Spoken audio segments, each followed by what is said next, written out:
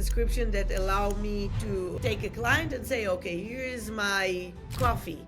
Buy it for every month till you die.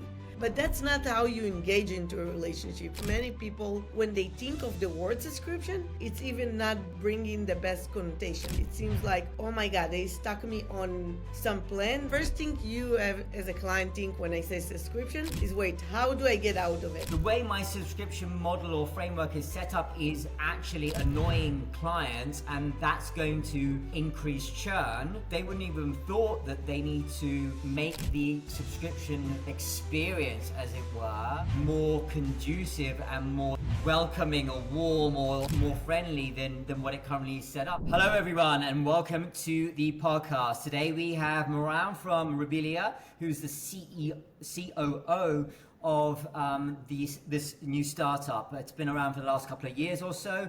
And so we are going to go through the trials and tribulations that she has been through and her team have been through over the last couple of years and beyond, and where she sees the landscape for her space, especially with the adjunct of AI, and how that's going to unfold. So, Moran, it's great to have you here. Thank you so much for your time. For our listeners who haven't heard of Rebillia before, how do you explain what you do in one sentence? Sure thing. So, first of all, I will start by thank you so much, Dilan, for having me here today. Very glad to be on this great podcast. Hopefully we can help many people to understand, or at least to take one insight from our conversation. Moran Mizrahi, CEO of Rebillia and a co-founder. Rebillia is a subscription management platform that helping businesses to monetize faster and adapt faster and more efficiently to their clients by attaching more into the on-demand generation and the AI generation. So in other words, a subscription management platform that allow to understand client better and suit to their needs.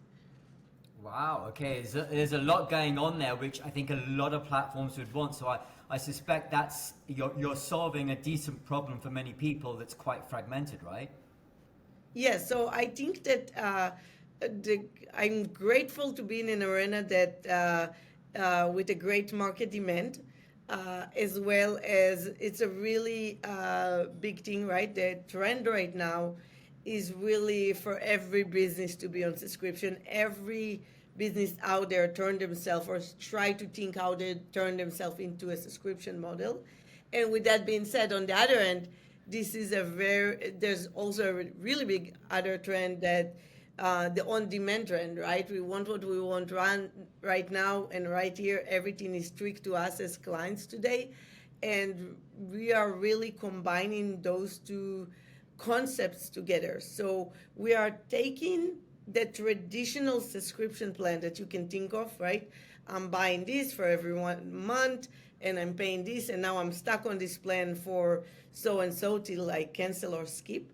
And turn it into something that I would even say anti-subscription in a way, that is, let me as a client think of my needs, and as long as I'm loyal to the merchant, I can use and tweak and change the entire offering of the merchant and enjoy exactly what I want as a client by tweaking the subscription and align it to my needs throughout the entire life cycle of the subscription. And I'm happy to set more examples and explain a bit more about how we operate in, but just to kind of discover this market, the whole market right now of AI and subscription, while clients are on demand, is very tweaked to what we're doing. So very helpful to put more insight in regards to it. Yeah, no, absolutely. Let's get back to that in a second, but let's go back to the beginning. What problem in billing or subscriptions were you seeing that pushed you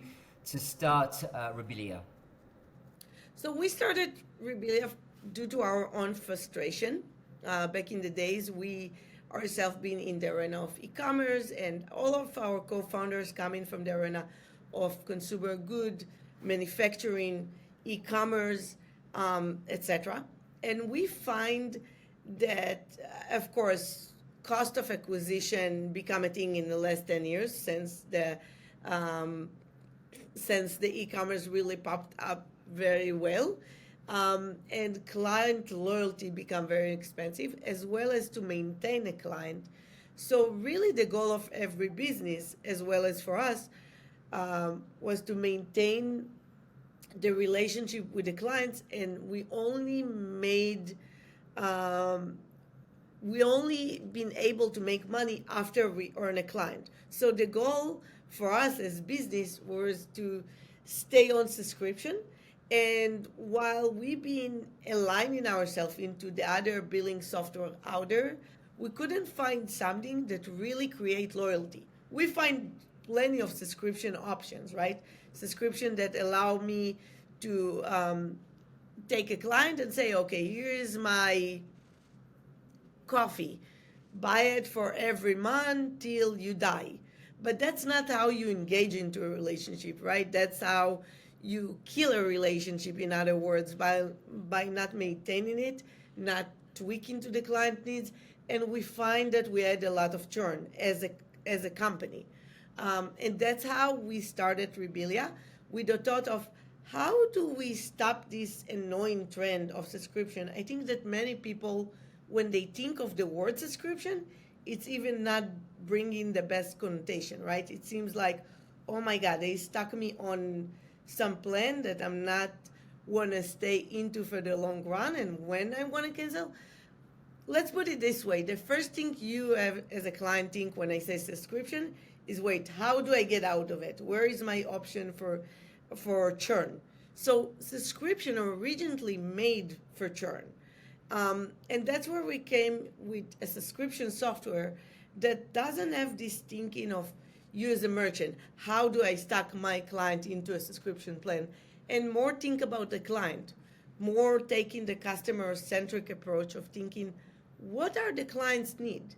And more bringing this new 2025 approach is that if I have the right offering and that's what my client wants, let me align clients to my offering and not trying to align my offering towards my clients and hope for them to stay on it for long term. So this is kind of the change that we bring in. Uh, if to set up an example, I mentioned coffee, right? So if a coffee merchant using Rebillia, it would allow variety of different alignments, right? It would allow to understand the client's need better. It would allow the clients to go and choose variety of different components. So, for example, I would like to have the black coffee every 3 months, but I don't drink black coffee in the summer. Then I want some other type of coffee. I want to send tea to my summer house.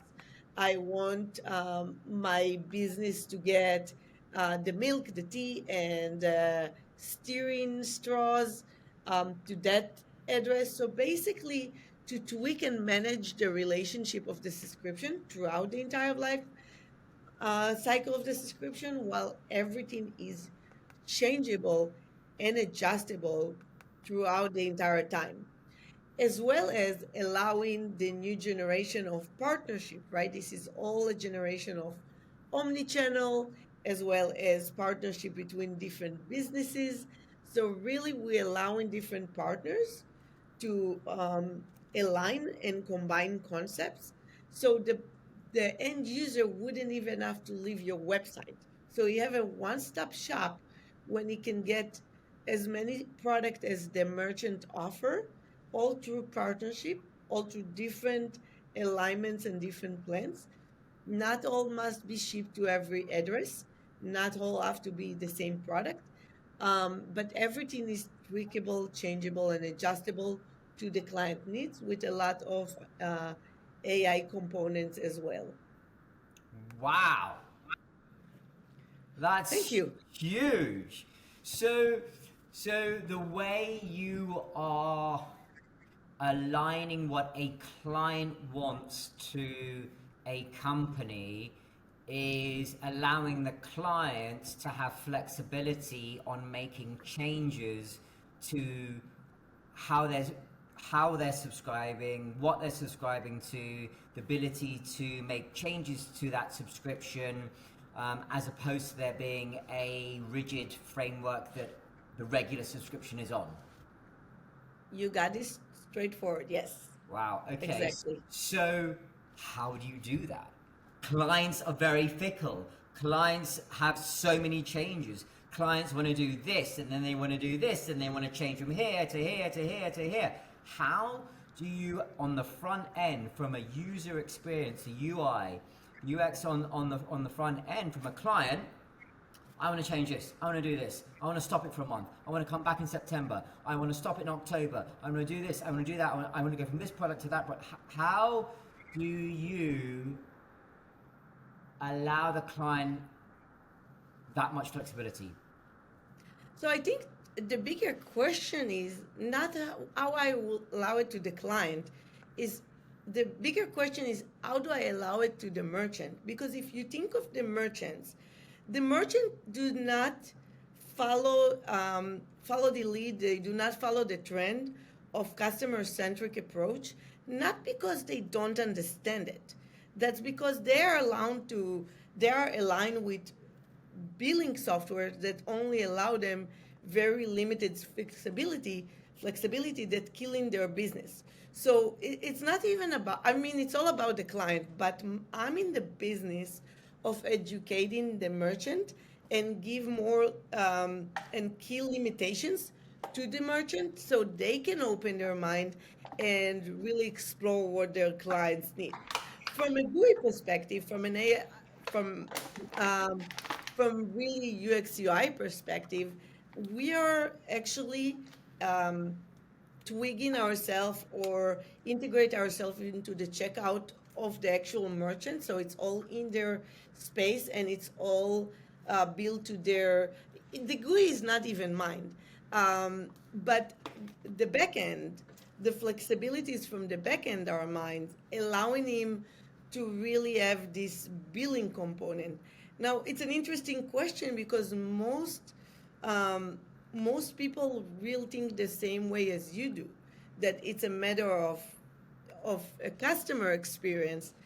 It's a matter of GUI, but it's really not. The reason that you see those stupid subscription plan all the way from, if you think of the cable TV back in the days, that still stuck on the same level of subscription and really in a way losing their business to the streaming channel.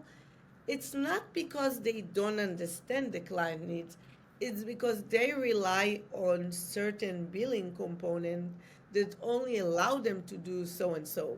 So really to broadly answer your question is to say we are not we are not just thinking of the client. I mean, of course we do, but we're thinking of our client and give them more um, allowance and give them more flexibility to make changes.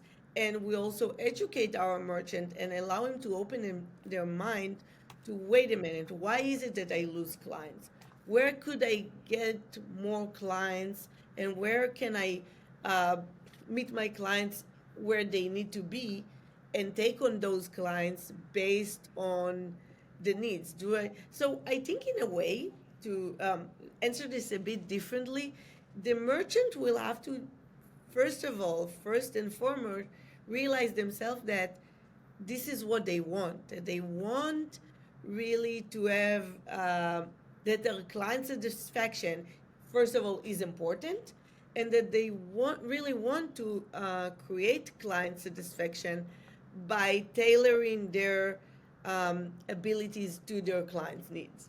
So I think that's what's interesting, and I think that this will be also a good spot to say for any new business owner out there, if you don't have a real problem to solve, if you don't really view the client point of view, don't even try, right? This is not about creating a business. I see a lot of great ideas out there, and I'm managing a community of a tech community here in Atlanta, and I and due to my own need of being surrounded around other entrepreneurs, and I see this all the time. People coming up with businesses that not really solving any real problem. So, so I'm usually focused less of the how would this look like, and more about what problem does it really solve? Where is the need, if that makes sense? Now, of course, to go back to your good question, it can look as a drag and drop. It can look at as different ways as the merchant like it to look like. But as I said, the more interesting thing is this allowance and those abilities to make those tweaks from the back end. Amazing. I mean, so there's two things that I hear from that. One, um, when you first came up with this idea, did people even realize that this was a problem that they need solving? No, not Right. necessarily, Right. So that's right? what's interesting, right? Because most people wouldn't even think, oh, the way my subscription model or framework is set up is actually annoying clients, and that's going to increase churn. They wouldn't even thought that they need to sort of make the subscription experience, as it were, more conducive and more sort of welcoming or warm or more friendly than what it currently is set up. So then when you went to, if they didn't even know that this was a problem in the first place, how did you pitch to people that this was a problem that they needed solving? Well, just like any, before I had to pitch it to someone, innovation pitched it to me, right? I'm, as a business owner, always have to tweak and change. And I think that in a way, luckily, but not really luckily, because we have thought and kind of seen where AI going to take us and where the future going to take us. I think that if it's first had to explain a bit more, now I don't have to anymore, right? Everybody see where AI gonna take us. Everybody see where that as customer you have more choice. Everybody see that even things that used to be really um, great for us a year ago, right? Like, let's take for example 2 days delivery by Amazon. Now it's not even fast enough, right? Now, like 2 days, I will have to wait for that. So it's very clear that that's where the future goes to. So today I don't really need to make a lot of effort to make the pitch, but I would say, on other words, is that in a way we just been with the right product at the right time. Not necessarily saying this will be a case for any entrepreneur out there.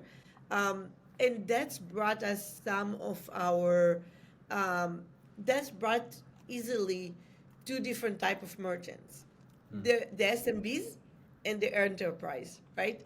Because the enterprise are the one that looking for the blue ocean. They looking for the innovation. They looking to be competitive. So if we're talking about 2 years ago, when when this whole trend really started and the AI just start to emerge, right? The big enterprise were the one to really dare, and they have the need and the urge and the budget to be upfront of their game.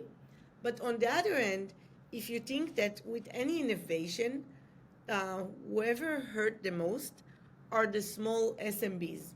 If you're an SMB and you're just doing what everybody else does, you wouldn't win, right? For the SMBs, for the small businesses, they were the one that had to really think ahead, beat the competition, and bring some uniqueness.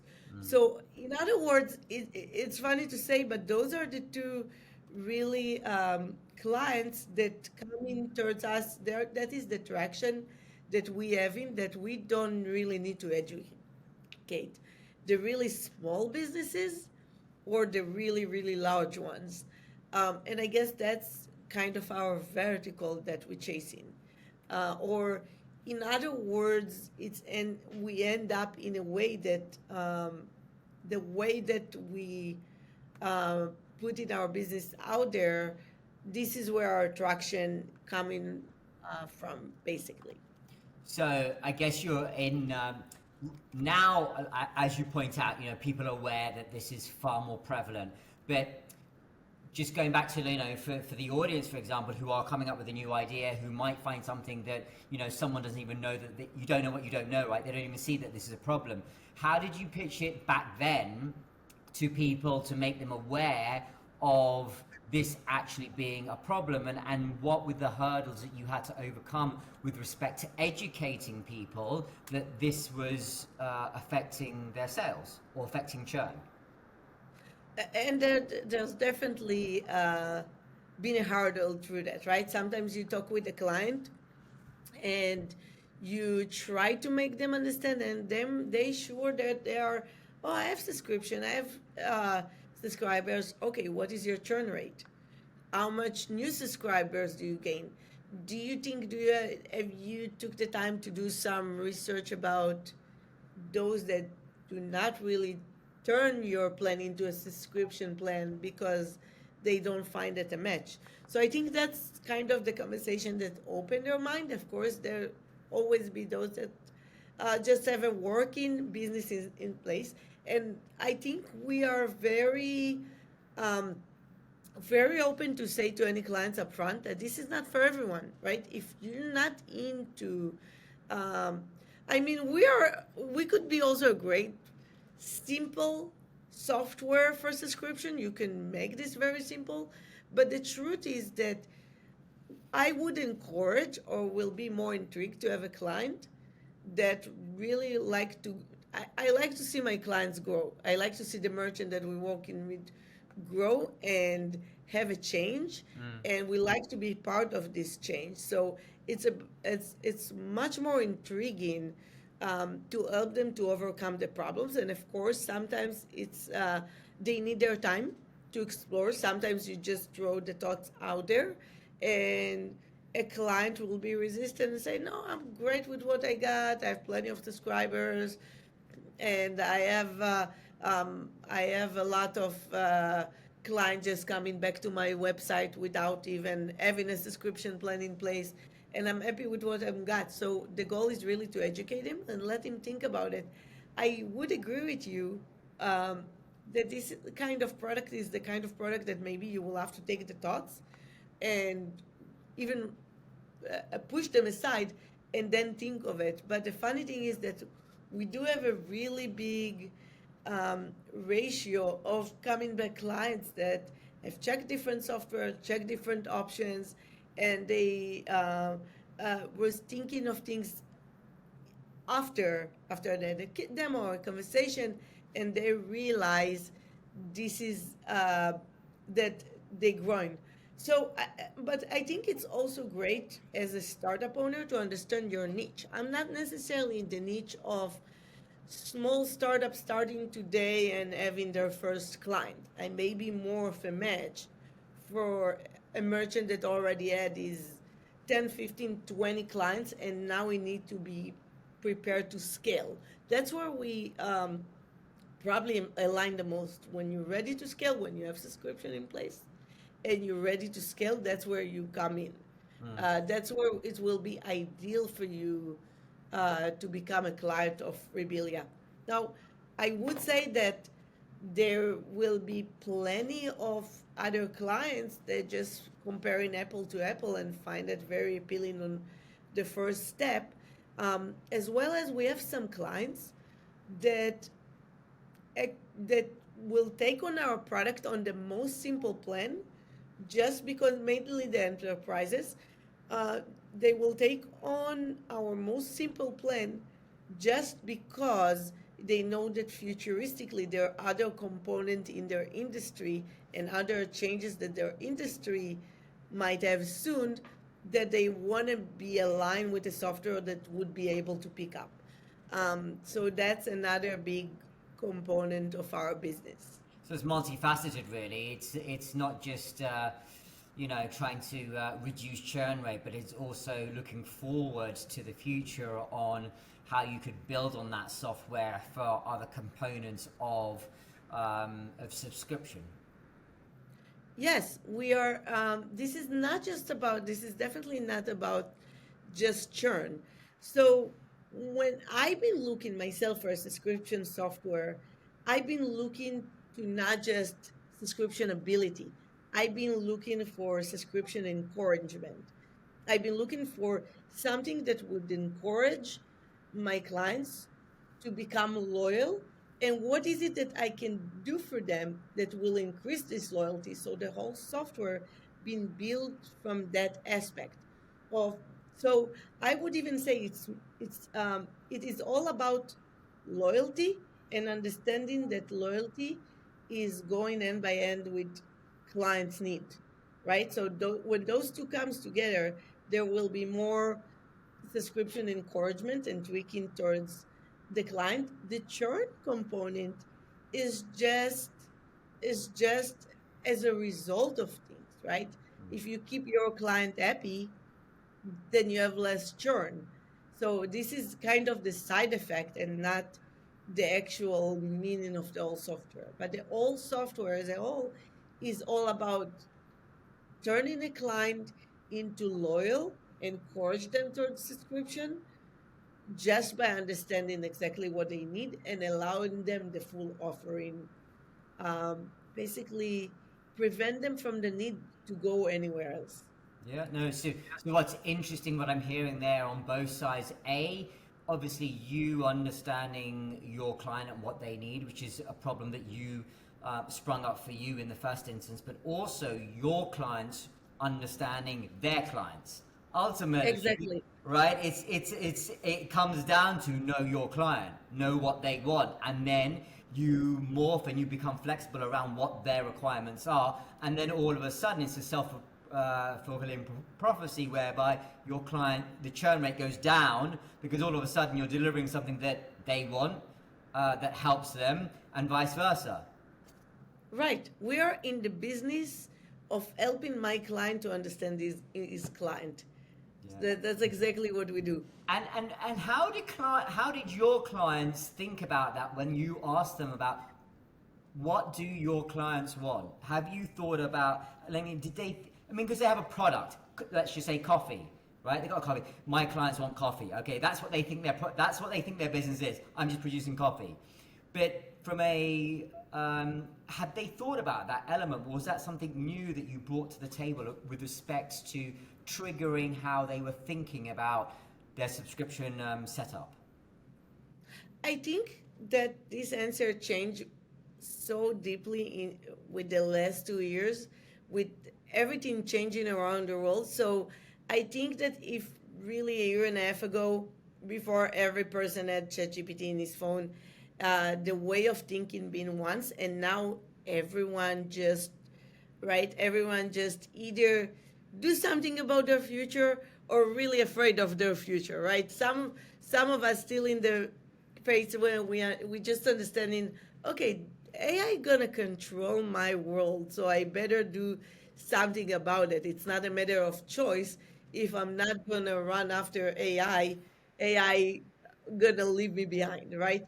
So I do see the trend of my clients knowing exactly what they need and want and what they need to do um, to to get to this new innovation, Mm. and now they are the one that looking for the right tools.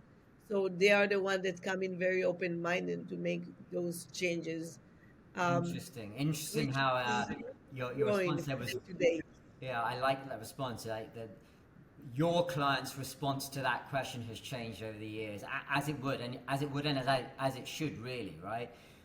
So that's good. 'Cause that's actually a good indicator that your clients are thinking about their clients and what their clients want, which is the key ultimately to business, right? It's like forming relationships with other people so that they stay committed to you, right? Makes sense. Right. So if you think of the general trend of AI, what it would AI, right? some people are still naive to think AI will make me work less and be more comfortable. And that's not the reality. AI gonna make you more efficient. It's gonna make you work harder. I mean, maybe not think yourself as hard, but it's just gonna put you to work harder and be way more efficient. So everyone that want to stay in the game now thinking efficiency. What will be efficient? My client looking for efficiency, they don't want to buy the coffee from me and then they want to go to the grocery for the sugar and the milk. They want me to have it all. So if I don't have it all, this new world give me the opportunity of omni partnerships, and that's where we ourselves keep thinking of how to bring it to make it very easy to the merchant to have the right tools so they can deliver exactly this pure innovation, as well as um, the client themselves, right? They start thinking of how to they smarter now, right? They on demand. They want what they want now, and I think the merchants start feeling it. There's a lot of opportunities. There are easier way to explore for more opportunities.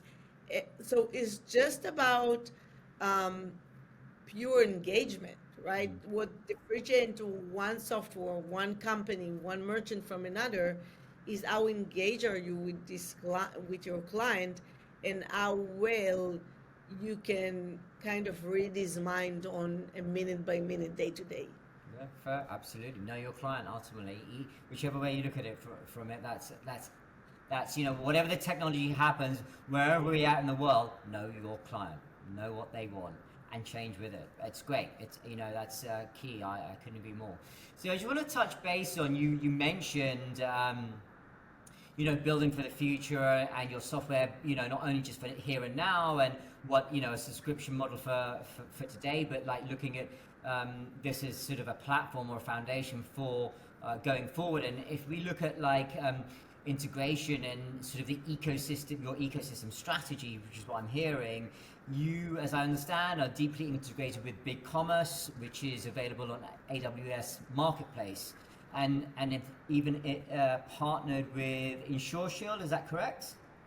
As well, yes. And We have UPS quite a Capital. few different partners. Got it. Um, So but how intentional has that been?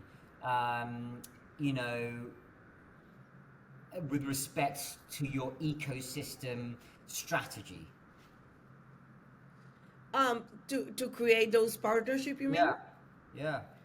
So partnership should be very intentional, right? But they also come to opportunities sometimes just come up and you just have to take on them, right? So I think that uh, the big commerce opportunity is very interesting because this is part of our, I think we've been partnering with BigCommerce forever now, and kind of running end in end with what they have to offer from back in the days when they've been a pretty small platform.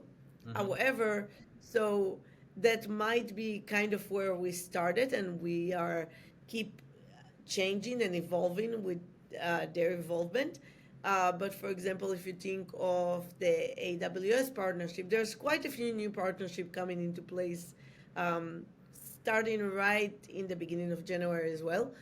But this is exactly going back to my conversation, right? About partnership, about the world now is not about doing what you do best. It's about really narrowing it down to what you do best and relying on partners and channels and ecosystem and everything else. So I think that, for example, AWS, very strategic, of course, very intentional. AWS is one of the platforms that really they work in a way that probably small businesses couldn't, right? But they work in a way that they incentivize everyone to work together. So there's a really big incentive to work with AWS. They will sell your product for you. They will talk with clients. They will incentivize incentivize your clients while they picking on your um, on your software. So they're really working in a way that the more you use their ecosystem, the more you gain. It's getting everything become cheaper the more you use their ecosystem.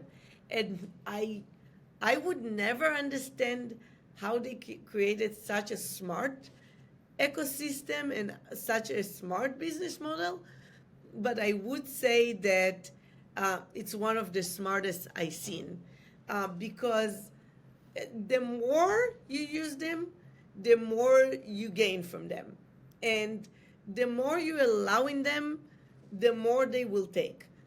Now, of course, that's there's some investment into it as well. They invest a lot. They invest a lot, and they give you great incentives to work with them, but they also really into sorry, I um, I think this part was not so good, right? It's Do you okay. mind if we edit it? Yeah, yeah, don't worry. Fine. All right, let me go back. Should I go back? Tell No, me where you to were start. doing that was great. That was super interesting. Yeah, Super. no, I know, but I got confused at some point, and got lost. So let me, but just at this part. So going back to AWS, they are super intelligent of how they do things. They incentive their entire ecosystem. The more you use, the less expensive the overall will be. And when a client taking on your offer, then my client taking on my offer from AWS, it is cheaper for him and it's cheaper for me. And they would sell your solution. So they working so smartly, eventually creating this set of mind of loyalty, all coming into one place, right? They kind of have the exact set of mind of how we thinking. Bring your client to one place. Don't make him so incentivized to stay and not to leave. Create this loyalty so your client wouldn't need to look for anything else, right? It's so, once you're very tight niche with AWS, there will be maybe better pricing and better options, but you're so deep in with so many options that you will not go as a client and look for other solution for the most part. So AWS really um, doing their network smartly, and I think that's very unique to them. So obviously that is a very strategic partnership, and we've been very grateful to be part of their marketplace. That's incredible, right? If you think it's smart, just very, very smart, right? Whereby they have gone and, you know, they've done they have just made it easy for people to get on. They've made it easy for people to distribute. They've made it easy for people to get stuff done, and you get, like you were saying, it's almost like air miles. You get rewarded. You get more air miles and more rewards for the more that you use it. Smart, smart, very, very smart. And they picking up a lot Yeah. for the client. So that's mean that this is not about any other platform that I know. You will go, you will sell the solution, you will put the effort. The more information and relationship you the more information you give them, the more relationship you tight with them, they will sell your solution. uh, they would work with you to make this profitable for you. So that's very smart, and they do it for each and every one of their clients. So that's the whole goal.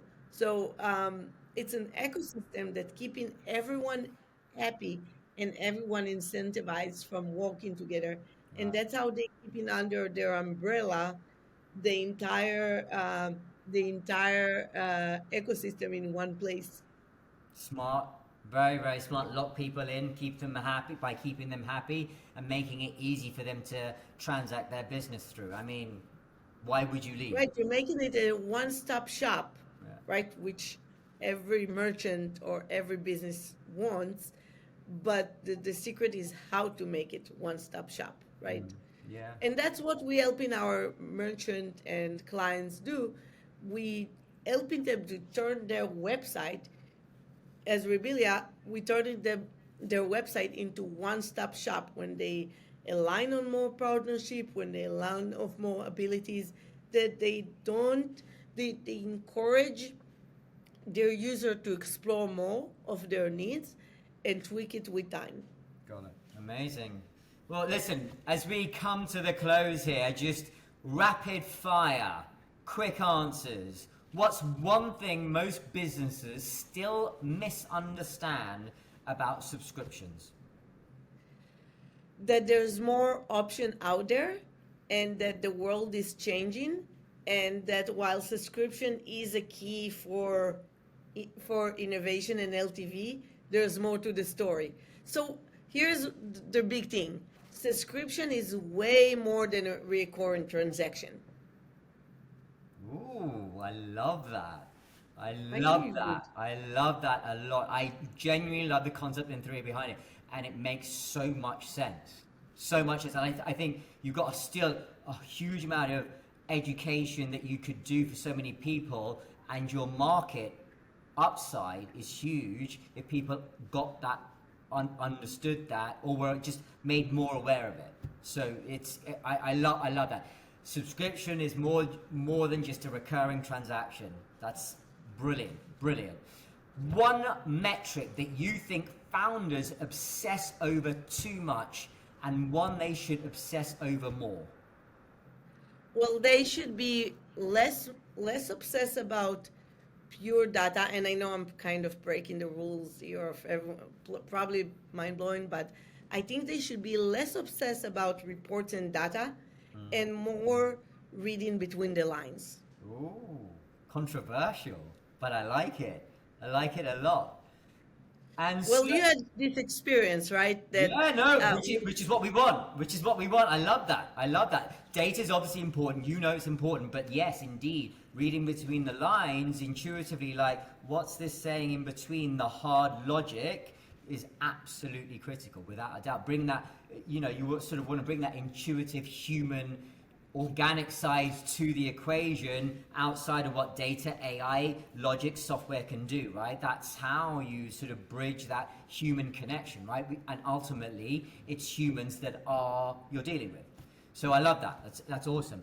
And for a founder listening who's wrestling with their own billing mess, what's the very first step that you'd recommend that they take after this episode, whether they use Rebillia or not?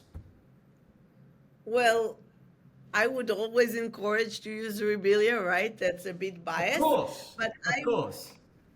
I would say that when you get to the point that I think before you get to the point that you in a billing chaos, that's the time to call us.